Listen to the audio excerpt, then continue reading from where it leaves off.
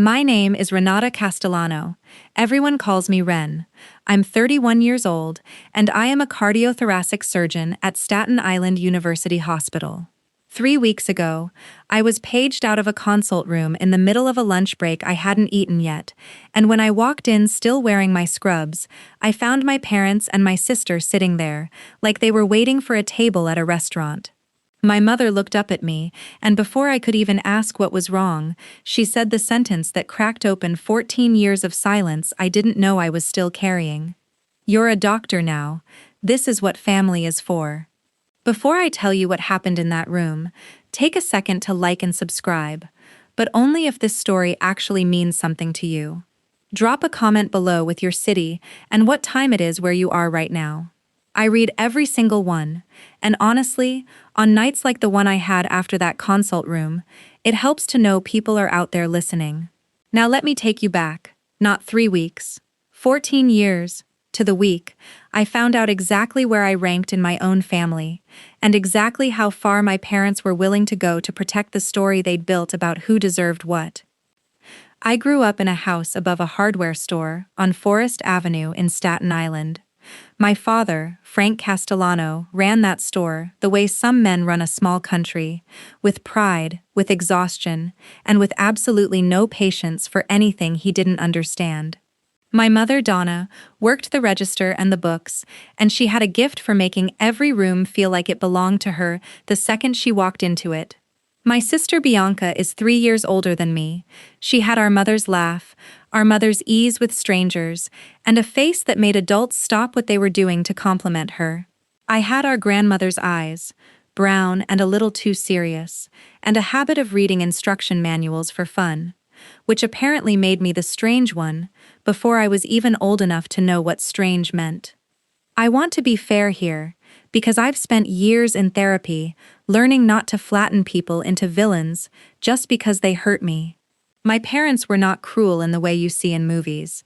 There was no yelling, no slammed doors, no dramatic scenes. What there was a quiet, consistent arithmetic that ran underneath every single day of my childhood. Bianca's cheerleading competitions were family events.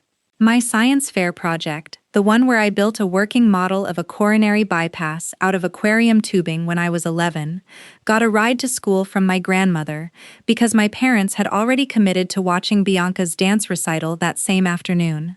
Nobody said my project didn't matter. Nobody had to. The car was already gone. My grandmother Sophia was the one person in that house who seemed to actually see me. She had come over from a small town outside Palermo when she was 19, married my grandfather, and spent 40 years keeping the books for that hardware store with a precision my father never fully appreciated because he never had to. She used to sit with me at the kitchen table, after everyone else had gone to bed, sliding a plate of leftover pasta in front of me, and she'd say, in that accent that never quite softened even after 5 decades in this country, "You are not the plain one, Renata. You are the one who pays attention. That is worth more, but nobody in this house will tell you that but me." I remember the exact moment I understood how deep the arithmetic went. I was 12, at my cousin's confirmation party, sitting near the dessert table, when I overheard my Aunt Carmela talking to my mother in the kitchen. I wasn't trying to listen. I was just close enough. "Bianca is going to break hearts," Aunt Carmela said, and I could hear the smile in her voice. My mother laughed and agreed. Then Carmela added, almost as an afterthought, "And Renata? Well, she's the smart one, isn't she? At least she's got that." At least. 2 words that told me everything I needed to know about where I stood in my own family's imagination. Beautiful and easy, or smart as a consolation prize. I walked back outside, ate a piece of cake I didn't taste, and never told anyone what I'd heard, not even my grandmother, not for years. That was the wound underneath everything that came later: the scholarship, the dorm money that disappeared into an engagement party, the graduation nobody showed up to, the 14 years of building a life with my own 2 hands, while my family told a story about me that had almost nothing to do with the truth. I didn't know it yet, sitting on that porch step at 12 years old with cake I couldn't taste, but I was already starting to keep score. The same quiet, careful way I'd later learn to keep score in an operating room, where every detail matters and nothing gets written down by accident.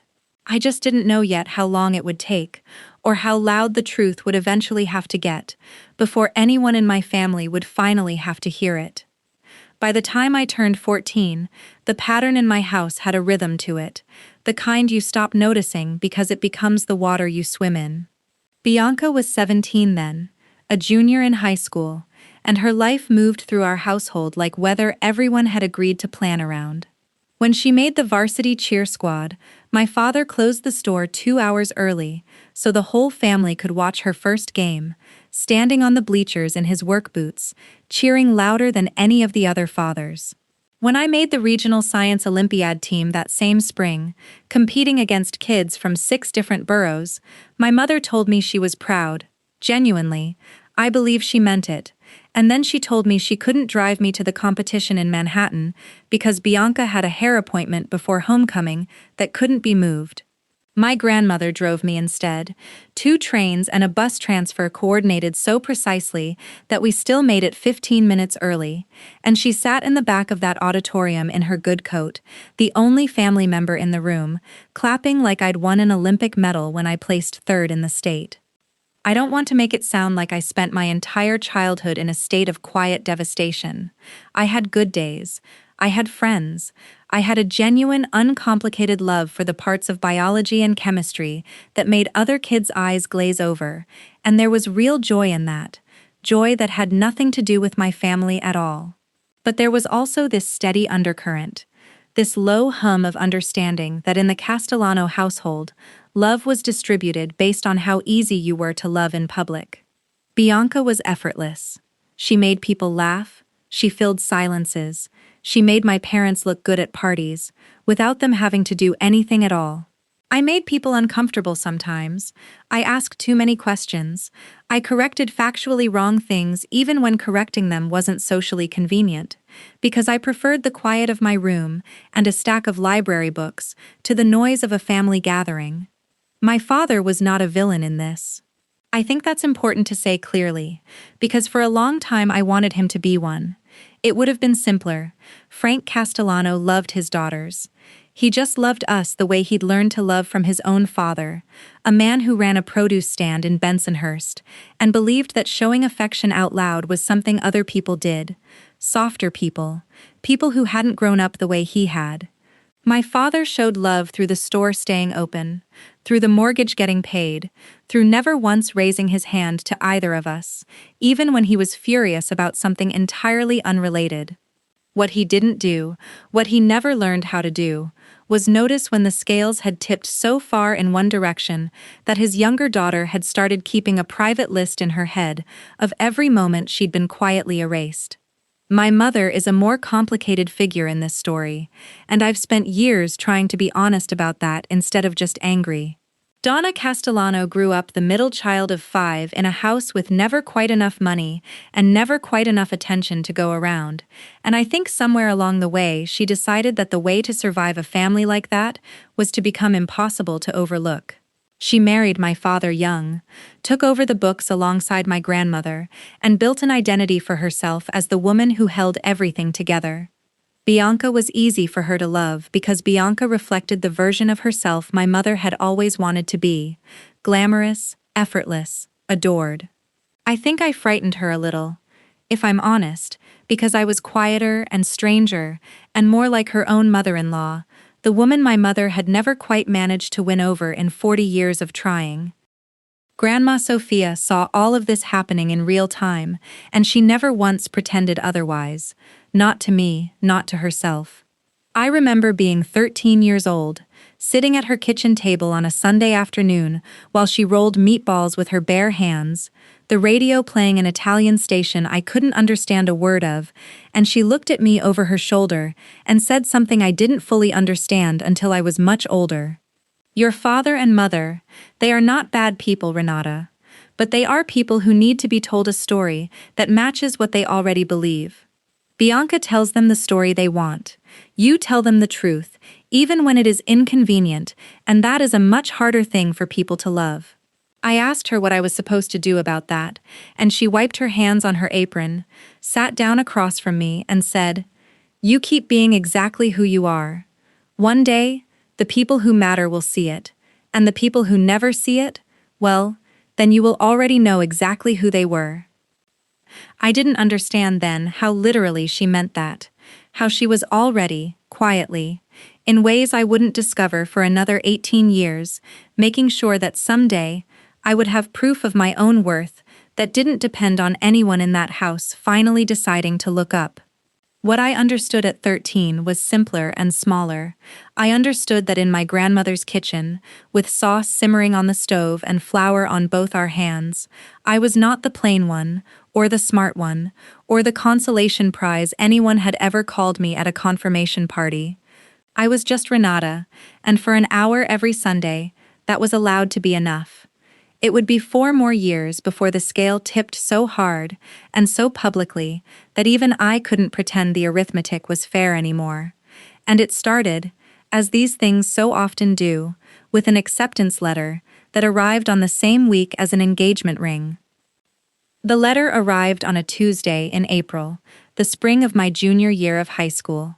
I remember the exact weight of the envelope in my hands, heavier than a rejection, the kind of thick packet that colleges only send when the answer is yes. I had applied to a 6-year accelerated pre-med program out of state, one of maybe 200 spots in the entire country, full tuition scholarship attached, the kind of opportunity my guidance counselor had told me not to get my hopes up about because kids from our zip code rarely made it past the first round. I sat on the stairs outside our apartment, above the store, and read it 3 times before I let myself believe it was real. Full ride, dorm included, books included, a stipend for research materials. I remember running up those stairs so fast I nearly tripped, bursting into the kitchen where my mother was doing the books at the table, and holding the letter out to her with both hands shaking. She read it, and for one clean, uncomplicated moment, I watched her face light up with something that looked exactly like pride. She called for my father, who came down from restocking shelves with sawdust still on his forearms, and he read it too, and he actually hugged me, which he didn't do often, and for about 6 hours that day, I felt something I hadn't felt in years, which was simply that I mattered without qualification. That feeling lasted until dinner, when Bianca came home from her boyfriend Anthony's apartment, with her hand out in front of her like she was presenting evidence, a small diamond catching the kitchen light, and announced that Anthony had proposed. My mother screamed. My father actually cried. Real tears, the kind I had never once seen him produce for anything I had done. Within an hour, my acceptance letter had been moved from the center of the kitchen table to a spot underneath the fruit bowl, and it stayed there, quietly, for the rest of the week. I want to be clear that I was happy for my sister. I was 17, but I wasn't cruel, and I loved Bianca even when the arithmetic of our house had taught me not to expect much from her in return. What I wasn't prepared for was what happened over the following month, as the engagement party planning consumed every conversation in our house, every dinner, every weekend. My mother had been putting money aside for years in an account she called the Girls' Fund. Money meant, she'd always told us, to help whichever of us needed it first, for whatever came first. A wedding, a security deposit, a dorm room. I had never touched $1 of it. I hadn't needed to until now, when my acceptance letter came with a deadline attached, a deposit required within 30 days to hold my spot in the dorm, $400 I didn't have because every dollar I'd earned babysitting and working weekends at the store had gone straight into a separate account for textbooks I already knew wouldn't be covered by the scholarship. I asked my mother about it on a Sunday evening, carefully, the way you learn to ask for things in a house where asking has consequences.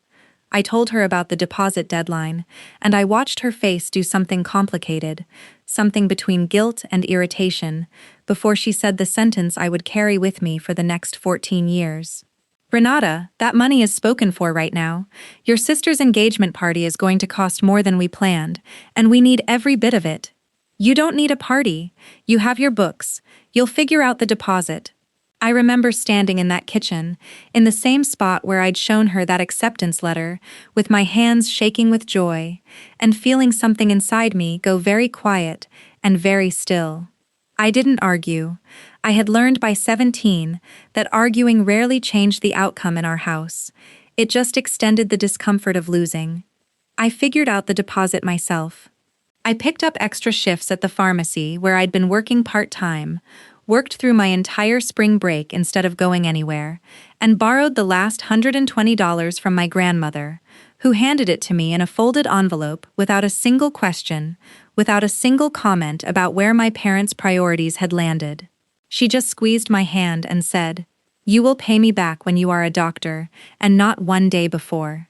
Bianca's engagement party happened 3 weeks later at a banquet hall in New Dorp, 200 guests, a live band, a dress my mother had altered twice to get exactly right. I went. I smiled in photos. I even meant some of those smiles, because despite everything, I did love my sister.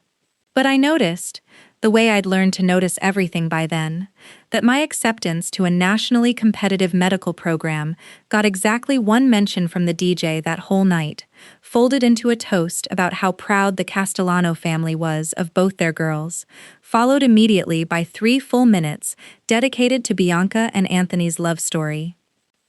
I left for college that August, with 2 suitcases my grandmother had helped me pack, and a check she'd slipped into my coat pocket that I didn't find until I was already on the highway, headed upstate, watching Staten Island disappear in the rearview mirror of my father's truck, which he'd driven me in mostly in silence, the radio playing something neither of us commented on. He hugged me at the dorm entrance, told me he was proud of me, and I believed him. I think he even meant it. But I also understood, driving away from that campus in his truck without me, that I had just become the first person in the history of our family to leave home entirely on my own resources, without a fund, without a party, without the kind of unconditional financial safety net my sister had never once had to question. I didn't cry until I was alone in my dorm room that night. Not because I was sad exactly, but because some newly hardened part of me had already decided, quietly, permanently, that from that point forward, I would build everything in my life so thoroughly on my own that no one would ever again get to decide what I did or didn't deserve.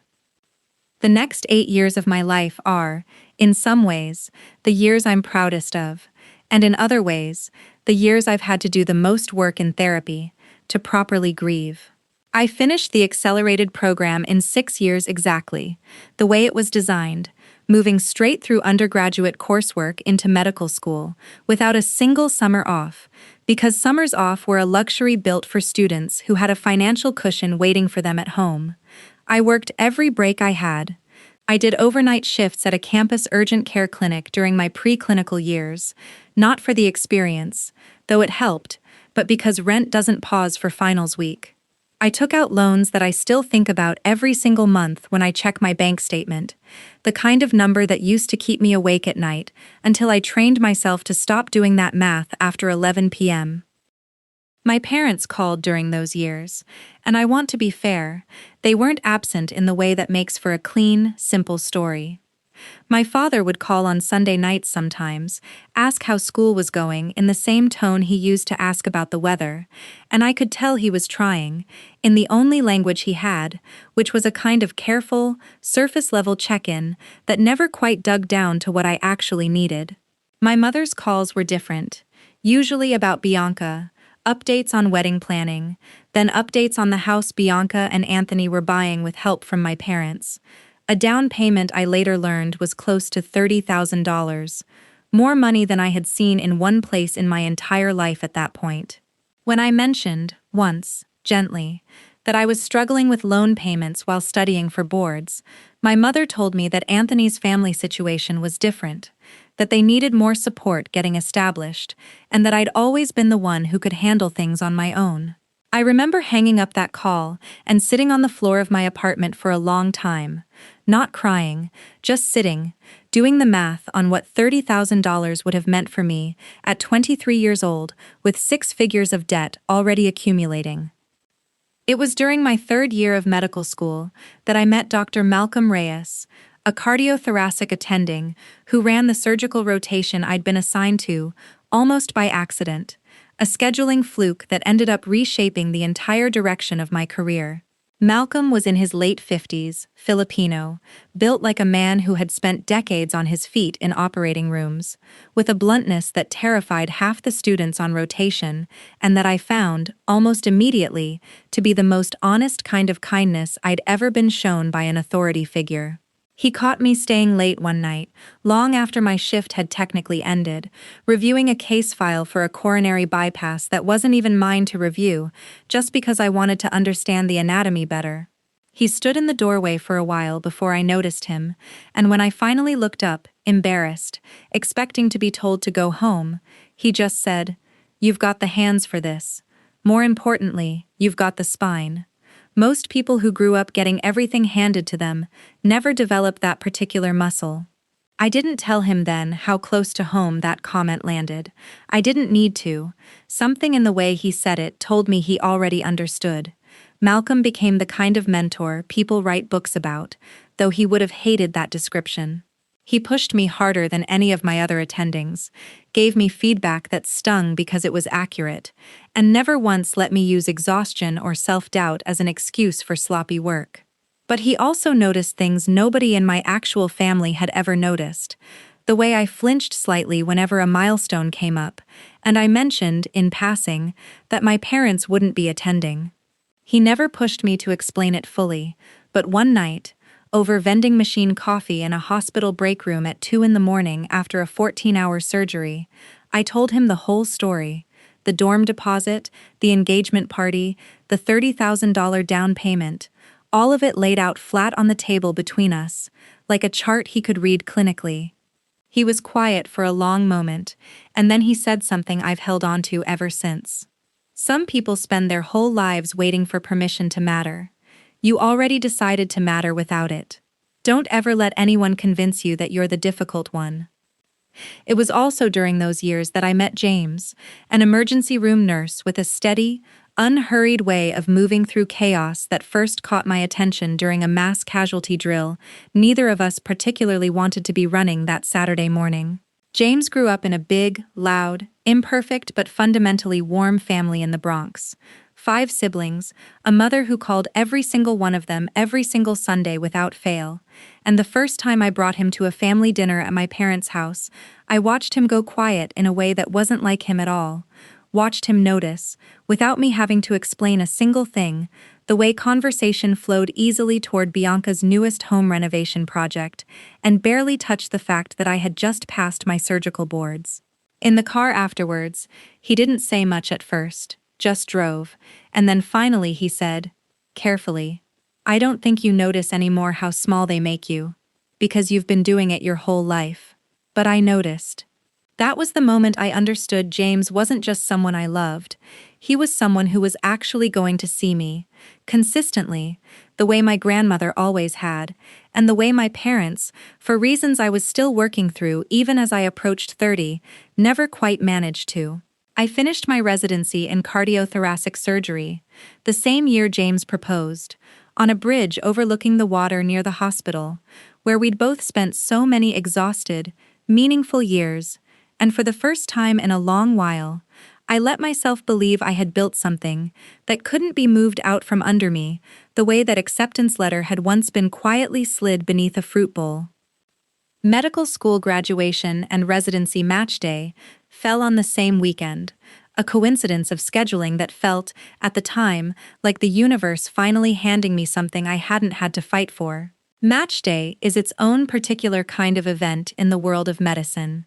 The day every fourth-year student learns exactly where they'll spend the next several years of their training, opening an envelope in front of a packed auditorium of classmates and family members, cameras flashing, people crying, entire rooms erupting, when someone matches into their top choice program. I had worked toward that envelope for 6 straight years without a single real break, and I wanted, more than almost anything, for my parents to be sitting in that auditorium when I opened mine. I called them 6 weeks in advance to give them time to plan around the store's schedule. My mother answered, and I could hear the particular hesitation in her voice before she even said anything, the kind of hesitation I'd learned over the years to recognize as the sound of an excuse being constructed in real time. She told me the date was going to be difficult, that Bianca was having her gender reveal party that same weekend, the first grandchild, a boy they'd apparently already half decided to name after my father, and that it had taken months to coordinate everyone's schedules for it. I remember standing in my apartment kitchen, phone pressed to my ear, feeling something in my chest go very still and very cold, the same stillness I'd felt at 17, standing in that other kitchen being told about a fund that was spoken for. I asked her, as evenly as I could manage, if there was any way to move the reveal party, even by one day, and she told me, with genuine confusion in her voice, that of course they couldn't move it. Invitations had already gone out, people had already booked flights, and besides, she said, this was Bianca's first child. Surely I could understand that some things only happen once. I graduated medical school and matched into my top-choice cardiothoracic residency program, with my grandmother sitting in the third row, James beside her holding a bouquet of grocery store flowers, because he hadn't had time between shifts to get anything fancier, and Malcolm Reyes, standing near the back of the auditorium in his good suit, having driven 3 hours from a conference just to be there for 20 minutes before driving back. My parents were not there. Bianca was not there. Not a single member of my immediate family, beyond my 81-year-old grandmother, made it to either event, and I told myself, standing on that stage holding an envelope that would determine the next 5 years of my life, that it was fine, that I understood, that some things only happen once and I should be gracious about that. What I could not explain away, what I found out 3 days later, entirely by accident, scrolling through my phone during a rare quiet moment on an overnight shift, was that my cousin Vinny had posted a video from the gender reveal party to his Instagram story, tagged with a location, a timestamp, and a caption that read, "Best day ever, so happy for Bianca and Anthony." The party had been held on Saturday afternoon. My graduation ceremony was on Sunday morning. Match day had been Sunday evening. There had been no scheduling conflict at all. My parents had simply chosen, with a full weekend available to them, to attend one daughter's party and skip the other daughter's graduation entirely, without so much as a phone call on the actual day, without a single text message asking how it went, without anything. I sat in that hospital break room at 3 in the morning and read that caption maybe 15 times before I set the phone down and made myself finish my shift, because that is the strange discipline of medicine, that you learn to compartmentalize grief into the small windows of time your body will allow, and then you go back into a patient's room and you are calm and steady because someone's life depends on you being exactly that. It was 2 weeks later, at a cousin's baptism I almost didn't attend, that I overheard my mother explaining to my Aunt Carmela, the same aunt who had once called me the smart one at least, why I hadn't been around much lately. "Renata's chasing this career of hers so hard, she's practically abandoned this family," my mother said, her voice carrying that particular warmth she used when she wanted sympathy from a room. "We barely see her anymore. It's like she thinks she's better than us now." I stood frozen near the dessert table, exactly the way I had stood frozen at 12 years old, hearing myself called at least the smart one, except this time, the distortion was so complete, so entirely inverted from what had actually happened, that something in me finally, quietly, permanently closed a door that had been cracked open my whole life. I didn't confront my mother that day. I finished the baptism, held my new baby cousin for photos, smiled through the reception, and drove home with James in silence for most of the ride, my hands folded in my lap, the way they are in an operating room, right before an incision, calm on the surface, entirely rearranged underneath. That night, I made the decision that would define the next several years of my relationship with my family, not dramatically, not with a phone call full of accusations, but simply and completely. I stopped initiating contact.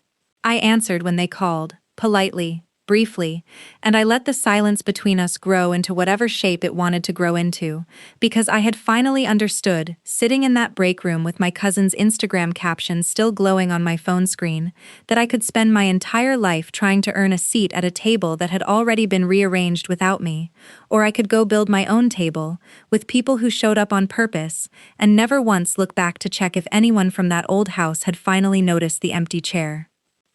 The years after match day passed, the way residency tends to pass for everyone who survives it, in a blur of 80-hour weeks, overnight call shifts, and the slow, deliberate accumulation of the kind of skill that only comes from repetition under pressure. I finished my cardiothoracic fellowship at 30, took a position at Staten Island University Hospital, partly because James's family was there, and partly, if I'm honest, because some stubborn part of me wanted to build a life within driving distance of the family that had once made me feel like an afterthought, just to prove to myself that I no longer needed their approval, to feel settled in my own skin. James and I got married in a small ceremony at a vineyard upstate. 60 guests, most of them his enormous warm family, and my hospital colleagues. Malcolm Reyes gave a toast that made half the room cry, and my parents attended, physically present in the front row, though even that day carried its own small, familiar sting. My mother spending a significant portion of the reception describing to nearby guests how beautiful Bianca's wedding had been 3 years earlier, as though my own wedding needed a point of comparison to feel complete. I want to be honest about where I was, emotionally, in the years leading up to what happened at the hospital, because it wasn't a clean, uncomplicated distance. I went to therapy every other week for most of that stretch, working through what my therapist called ambiguous loss, the particular grief of losing a family relationship that technically still exists, where the people are alive and reachable, but the closeness you wanted was never really there to lose in the first place. I saw my parents maybe 4 or 5 times a year, holidays mostly, brief and civil, my mother updating me on Bianca's 3 children, my father asking about work in that same surface-level tone he'd always used, and I had made a kind of peace with it, the way you make peace with a permanently sore joint, not healed exactly, but manageable, something you've learned to move around without thinking about it every single day. Grandma Sophia passed away the spring I turned 29, quietly, in her sleep, in the same apartment above the hardware store where she'd lived for over 50 years. I flew back for the funeral, gave a eulogy that focused on Sunday dinners and meatballs, and the particular way she used to say my name like it meant something important, and I noticed, standing at that podium, that my mother cried harder during my speech than she had during her own husband's mother's, which struck me as strange enough that I mentioned it to James afterward, though neither of us could quite figure out what it meant at the time. What none of us knew, what wouldn't surface for another 2 years, was that Sophia had spent the final decade of her life quietly working with a small estate attorney in New Dorp, a man named Anthony Bellini, no relation to my sister's husband, setting up something she had never once mentioned to a single member of the family, a private medical and educational trust in my name, funded slowly over years from money she had carefully, invisibly set aside from the hardware store's books she'd kept for 4 decades.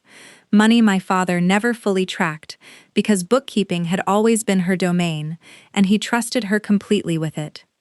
The call about my father came on a Tuesday afternoon in March, 3 weeks before I'm telling you this story, while I was mid-consult with a patient scheduled for a valve replacement the following week. My mother's number flashed on my phone, and something in me, some old instinct built over 31 years of reading the emotional weather in that family, told me to step out of the room and answer immediately, and I was right to. My father had collapsed at the store that morning, chest pain radiating down his left arm, and he'd been rushed by ambulance to a different hospital, not mine, before a cardiologist there determined he needed an advanced surgical procedure, a specific type of aortic repair that required equipment and expertise that hospitals simply didn't have on site. They were transferring him to my hospital within the hour, my mother told me, her voice cracking in a way I hadn't heard since I was a child. And then, almost as an afterthought, she mentioned that his insurance company had already flagged the procedure as requiring extensive prior authorization, the kind of process that can take days the average patient doesn't have. I met the ambulance at the bay entrance myself, still in my scrubs from the consult I'd stepped out of, and I saw my father on that gurney, looking smaller and grayer than I had ever seen him, and every complicated feeling I'd carried about that man for 14 years compressed instantly into the single, uncomplicated instinct of a surgeon looking at a patient in crisis. I made sure he was stabilized.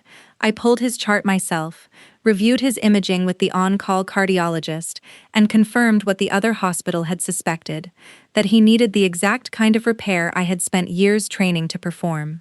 What I did not expect, walking out of that imaging review still processing the fact that my own father's heart was quite literally in my hands, was to find my mother and Bianca waiting for me, not in the family consultation area, but standing directly outside my own office, having apparently asked 3 different staff members where Dr. Castellano's office was located, and my mother's first words to me, before she even asked how serious it was, before she asked whether he'd be okay, were about the insurance denial letter clutched in her hand, and the assumption, already fully formed and entirely unquestioned, that of course I would simply make the entire problem disappear, because that, as she was about to remind me in that consult room, was apparently what family was for.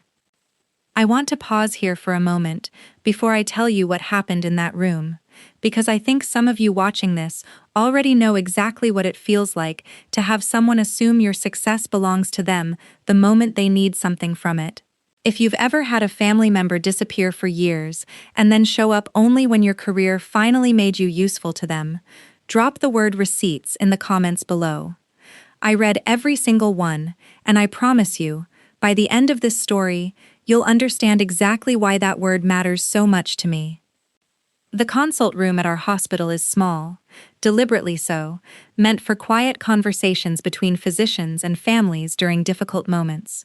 A round table, soft lighting, a box of tissues that gets refilled more often than any other item in the building. My mother was already seated when I walked in, Bianca beside her, scrolling on her phone, and my father's cardiologist, Dr. Patel, stood near the door reviewing a tablet, having been the one to actually page me out of my lunch break, because the hospital's patient advocate needed to speak with the family about the insurance denial before anything else could move forward. My mother stood the moment I entered, insurance letter still in her hand like a piece of evidence in a trial, and that's when she said it. The sentence that had been sitting underneath 14 years of quiet distance, finally spoken out loud. "You're a doctor now. This is what family is for." Not asking, not even really requesting, simply stating, with the same absolute confidence she'd once used to explain why my dorm deposit was spoken for, that my entire career existed, in this moment, to solve her problem. I didn't raise my voice. I want to be clear about that, because I think there's a version of this story where I could have, where 14 years of accumulated hurt could have come pouring out in that small room in front of Dr. Patel and a hospital administrator who had just quietly stepped in behind me. Instead, I asked her to sit down, and I asked Dr. Patel to walk us through exactly what the insurance company was requiring, because that was the actual problem in front of us, my father's care, not the 14 years sitting underneath it. Dr. Patel explained that the prior authorization could be expedited through a formal appeal process, that our hospital's patient advocacy office handled exactly this kind of situation regularly, and that my father's surgery could very likely be scheduled within 48 hours through entirely legitimate channels, no favors required, no rules bent, simply the correct paperwork filed correctly and urgently. My mother's face, when she heard this, did something I hadn't expected. It didn't relax with relief. It tightened with something closer to disappointment, as though a properly functioning system was somehow less satisfying than the version where I personally, dramatically, intervened as her daughter, rather than as a doctor following protocol. It was Bianca, of all people, who said the thing that finally cracked the room open.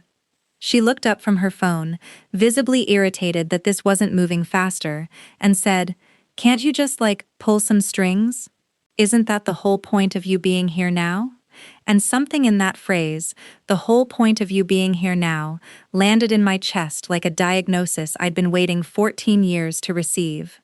I looked at my sister, 34 years old, 3 children, a life that had been financially cushioned at every single turn by parents who had told a 17-year-old version of me that a fund was spoken for, and I felt something inside me settle, calm, clear, the exact stillness I feel right before an incision.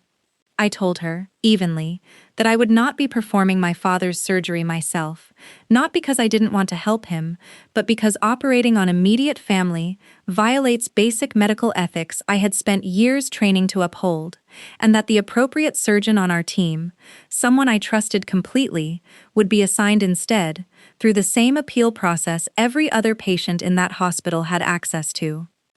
My mother's composure finally broke at that point, not into tears, but into something sharper. "So you're really going to make us go through paperwork and appeals like everyone else? After everything we've done for this family? After everything we sacrificed?" And that was the exact sentence that made me reach into the folder I'd asked our patient advocate, a woman named Grace who had become something like a friend over my years there, to pull together the moment I'd heard my mother was in the building, a folder that had nothing to do with insurance appeals at all. Because 3 weeks earlier, entirely unrelated to any of this, I had received a letter from an attorney named Anthony Bellini in New Dorp, informing me that my grandmother, Sophia, had established a private trust in my name, years before her death, funded quietly from money she'd set aside from the hardware store's books, money my father had never known existed because bookkeeping had always been hers alone, and inside that trust, along with financial documentation going back over a decade, was a handwritten letter addressed to me, sealed, meant to be opened only if a specific set of circumstances Sophia herself had outlined ever came to pass, circumstances that included, almost eerily, exactly this scenario, a moment where my parents' need might once again threaten to override the truth of how I had actually gotten to where I stood. I set the folder on the table between us, not dramatically, just simply, the way you'd set down a chart before delivering a diagnosis, and I told my mother that everything my parents had done for this family, she was right, deserved to be named honestly, and then I opened it and began, calmly, without raising my voice even once, to name it myself. The dorm deposit that had been spoken for the same week Bianca got engaged, the $30,000 down payment for a house that had never once been offered to me, the graduation and match day my parents had chosen to skip entirely for a gender reveal party, despite having a full weekend free to attend both. The version of that weekend my mother had told relatives at a baptism, the one where I had supposedly abandoned this family chasing a career, when the truth, sitting right there in a screenshot I still had saved on my phone, was that I had simply stopped waiting for a family that had never once shown up first. The room stayed quiet for what felt like a very long time after I finished laying out the folder, quiet in the particular way rooms go still, right before someone has to decide whether to keep defending a story or finally let it fall apart. My mother stared at the screenshot from the baptism, the one where a cousin's wife had actually messaged me privately afterward, saying she'd felt uncomfortable hearing it and wanted me to know, and I watched something in her face shift, not into an apology exactly, but into the visible effort of a woman realizing the version of events she'd been telling for years no longer matched the documentation sitting in front of her. My father, still weak from the morning's events, but alert enough to follow what was happening, reached over from where he was propped against the pillows and picked up the printed copy of Sophia's letter I had also brought along, and I watched him read his own mother's handwriting, watched his jaw tighten the way it used to when the store's numbers didn't add up the way he expected, and he said, quietly, mostly to himself, "She never told me. All those years, and she never once told me what she was doing." I told him gently that I didn't think Sophia had kept it secret to hurt him. I thought she'd kept it secret because she'd watched, for years, exactly how the arithmetic in our house worked, and she wanted to make sure that whatever happened to me would happen because I'd earned it, not because it had been quietly redirected somewhere else the moment something more urgent came along. Bianca didn't say much for the rest of that meeting, and it wasn't until nearly a week later, after our father's surgery had gone smoothly through the exact appeal process Dr. Patel had outlined, 46 hours from denial to operating room, that she called me privately, her voice smaller than I'd heard it in years. She admitted that she'd known, on some level, for a long time, about the dorm deposit, about the down payment, about how differently things had always been divided between us, and that she'd stayed quiet because acknowledging it would have meant giving something up, the comfort of being the easy one, the one things simply happened for. She didn't ask for forgiveness exactly, and I didn't offer some clean, tidy version of it either, because that's not how any of this actually works. I told her I appreciated her honesty, and that I needed time, real time, not a performance of reconciliation for the sake of a family dinner, before I knew what kind of relationship, if any, made sense between us going forward. She said she understood, and for the first time in a long while, I believed she actually did. My father's recovery took several weeks, and during that time, something quietly, incrementally shifted between us that surprised me more than almost anything else in this whole story. He started calling more, not with the old surface-level questions about work, but with actual curiosity, asking me to explain what a valve replacement even was, asking about the years of training I'd gone through that he'd genuinely never understood the shape of before. One afternoon, sitting in his hospital room while he recovered, he told me that reading his own mother's letter had made him realize how much he'd simply absorbed his own father's way of loving people, showing up through obligation and provision, while somehow never once asking who actually needed to be seen and who had learned to survive without it. He didn't fix 14 years in one conversation. I want to be honest about that, because these stories don't resolve the way movies do, with one perfect scene erasing everything that came before.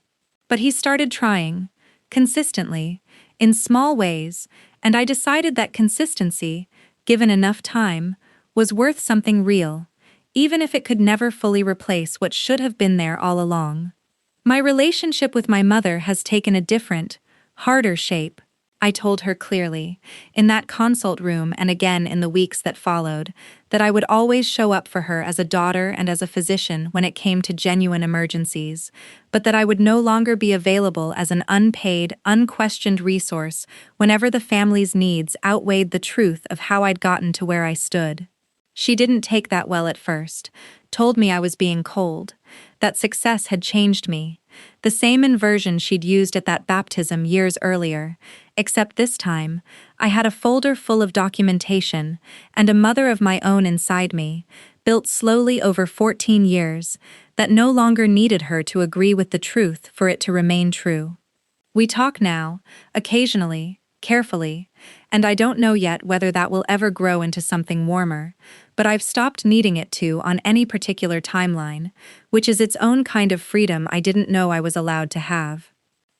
I used the trust my grandmother left me to establish a small scholarship fund at the hospital, quietly, without announcing it to my family at all, for young medical residents from working-class backgrounds who don't have a financial safety net waiting for them at home, the way I never did.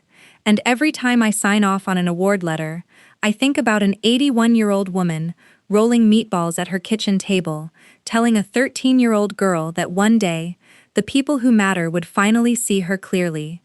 She was right, eventually, though it took far longer than either of us probably hoped.